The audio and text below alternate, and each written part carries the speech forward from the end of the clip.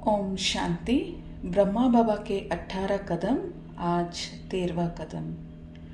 शक्तिशाली मनसा द्वारा वाइब्रेशन फैलाने की सेवा।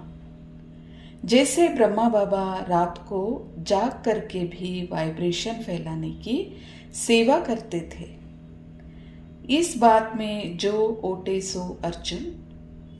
कोई भी सेवा करते, रोटी बनाते, पहरा देते, शक्तिशाली स्मृति स्वरूप में रहो।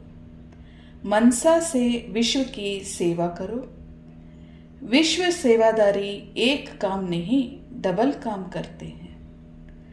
स्थूल हाथ चलाते रहो और मनसा से शक्तियों का दान देते रहो। गुणमूर्त बनकर सेवा करो तो डबल जमा हो जाएगी।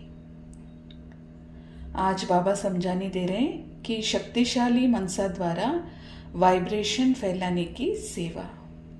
जैसे ब्रह्मा बाबा रात को भी जाग करके वाइब्रेशन फैलाने की सेवा करते थे, इस तरह हमें भी सेवा करनी है और अपनी प्राप्ति बनानी है। तो कोई भी सेवा करते हुए, चाहे रोटी बनाते रहो या तो फिर पहरा देते रहो, लेकिन शक्तिशाली स्मृति स्वरूप में रहो। मनसा से विश्व की सेवा करो। विश्व सेवादारी मना एक काम नहीं, डबल काम करते हैं। स्थूल हाथ से काम चलता रहेगा और मनसा से शक्तियों का दान देते रहो। गुणमूर्त भी बनना है और सेवा करके डबल जमा भी करनी है। तो जैसे ब्रह्मा बाबा ने फॉलो किया है, हमें भी फॉलो करनी है और हर बात में जो जो डायरेक्शन बाबा ने दिया, तो गुणमूर्त भी बनना है और डबल सेवा भी करनी है और प्राप्ति भी डबल जमा करनी है। तो फॉलो फादर करते हुए शिव बाबा से हमें भी ब्रह्मा बाबा के तरह प्राप्ति को पानी है। और आगे बाबा समझाने दे रहे हैं, स्नेह संरक्षक और सहायता देने में निपुण। एक मानव आत्मा होते भी वे अन्य सभी मनुष्यों से भिन्न थे। उनमें पितापन का प्रेम था। जैसे पिता अपने बच्चों को अच्छा पद प्राप्त करते देख हर्षित होता है, वैसे ही हर्ष उनमें होता था। योग्य पिता की सदा यही इच्छा रहती है कि उसके सभी बच्चे सुयोगी हो और सदा सुखी हो। ऐसे ही भावना बाबा की अन्य सभी मानव आत्माओं के प्रति रहती थी। वे वत्सों को पत्र लिखकर उनका हर्ष, उल्लास, उत्साह और उमंग बढ़ाते रहते थे और उन्हें मार्गदर्शन देकर माया के कष्टों से उनका संरक्षण करते थे। तो स्नेह संरक्षक और सहायता देने में निपुण। तो एक मानव आत्मा होते हुए भी ब्रह्मा बाबा सभी मनुष्यों से भिन्न थे। उनमें पितापन की प्रेम थी।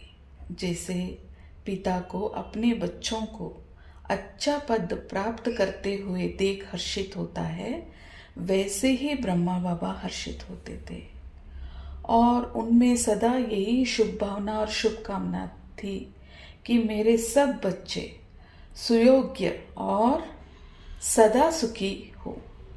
तो ऐसे ही भावना बाबा में थी और अन्य सभी मानव आत्मा के प्रति भी बाबा की यही भावना थी। तो बाबा सब वत्सों को पत्र भी लिखते थे, उन्हें हर्षित भी करते, फिर उल्लास उत्साह से उमंग भी बढ़ाते रहते थे और उनको मार्गदर्शन भी देकर माया के जो भी कष्ट आते थे उनका संरक्षण बनकर उन्हें सलाह देते थे। तो बाबा जो सहयोगी बने, जैसे सहयोगी बने, हमें भी ऐसे ही रहना है, इस गुणों को हमें धारणा करनी है। तो बाबा के जो गुण लक्षण हैं ये हमें हर रोज़ क्यों बताया जाता है?